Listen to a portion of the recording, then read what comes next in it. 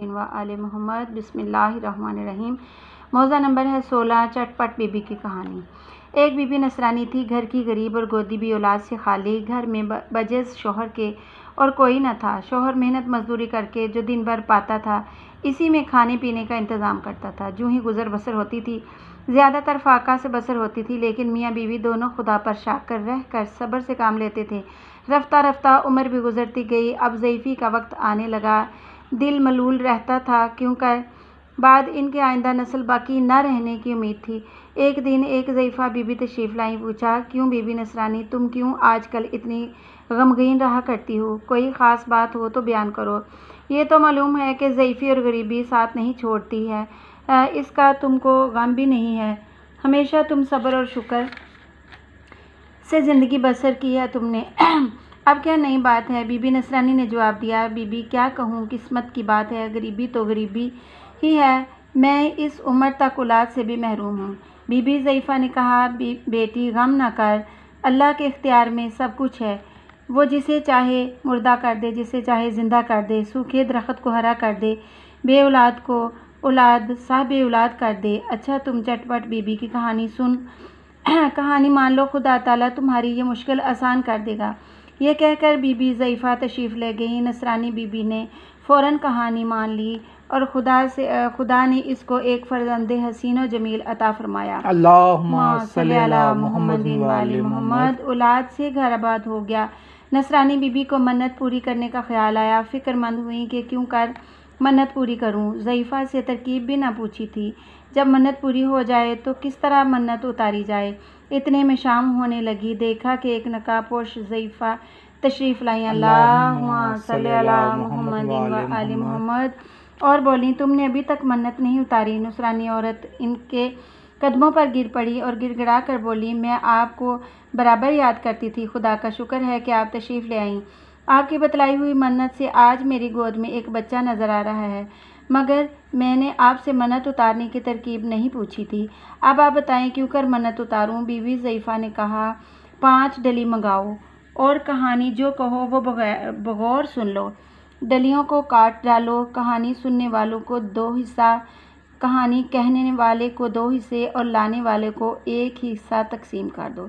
پھر be be ضعیفہ نے کہانی کہنا شروع کر دی۔ ایک روز امیر المومنین کچھ جو کا آٹا لائے اور جناب فاطمہ زہرا کو دیا کہ اس کی روٹیاں تیار کرو، آج تمہارے پدر بزرگوار رسول خدا صلی اللہ علیہ وآلہ وسلم کو میں نے کھانے پر مدعو کیا ہے۔ جناب سیدہ سلام اللہ علیہ نے خوشی خوشی آٹا خمیر کیا، روٹیاں تیار کی۔ جناب رسول خدا بعد نماز مغرب تشریف لائے۔ جناب سیدہ سلام اللہ نے دسترخوان لگایا۔ محسن پاک باپ نے ایک ساتھ کھانا تناول فرمایا، اور جب پیغمبر اکرم رخصت ہونے لگے تو جناب سیدہ نے عرض کی، بابا جان اسی طرح کل میری طرف سے کھانا نوش فرمائیے گا۔ حضرت نے قبول فرمایا، اور پھر حضرت علی علیہ السلام کہیں سے جو کا آٹا لائے اور جناب سیدہ نے کھانا تیار کیا۔ بعد نماز مغرب پھر رسول خدا تشریف لائے اور سب نے ساتھ مل کر کھانا کھایا۔ جب آپ صلی اللہ علیہ وآلہ وسلم واپس جانے لگے تو حضرت امام حسن علیہ السلام نے نہایت ادب سے عرض کی، نانا جان میری طرف سے بھی دعوت قبول فرمائیے۔ ارشاد ہوا، اچھا بیٹا، تمہاری دعوت بھی قبول۔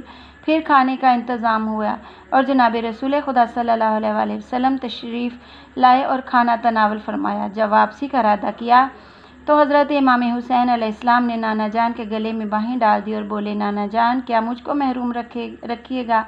نانا سمجھ کر فرمایا، بیٹا حسین تمہاری بھی دعوت قبول ہے۔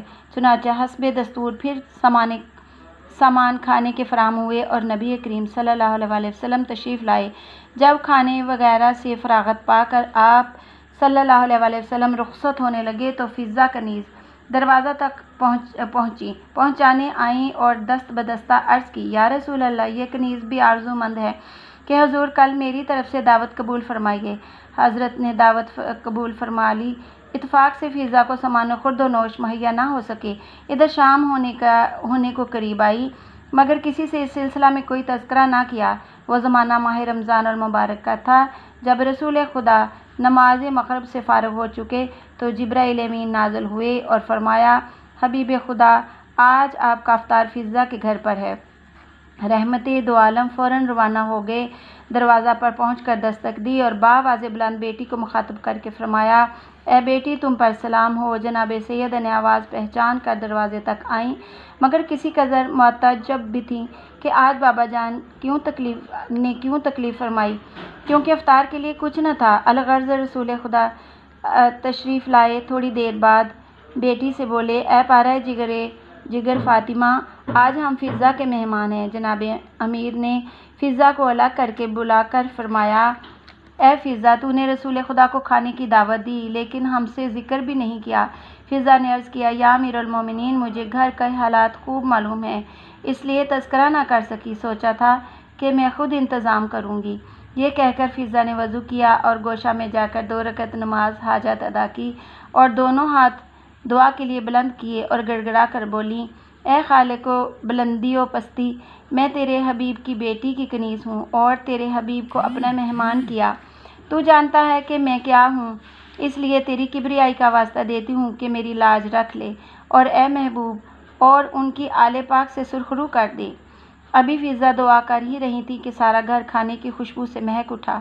پھر فضہ نے دیکھا کہ پہلو میں خوان نعمت رکھا ہے۔ فوراً وہ خوان لے کر فضہ حاضر خدمت بابرکت رسول خدا ہوئیں۔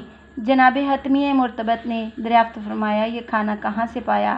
فضہ نے جواب میں عرض کیا، جس کے بھروسے پر میں نے حضور کو مدعو کیا تھا اسی نے بھیجا ہے، یعنی یہ طعام جنت سے آیا ہے۔ اللہم صلی علی محمد و آل محمد۔ یا پاک پروردگار، اس معجزہ کو سننے والے اور پڑھنے والے کی تمام پریشانیوں کو دور فرما، آمین رب العالمین۔ Please subscribe my channel and like my videos. Thank you so much.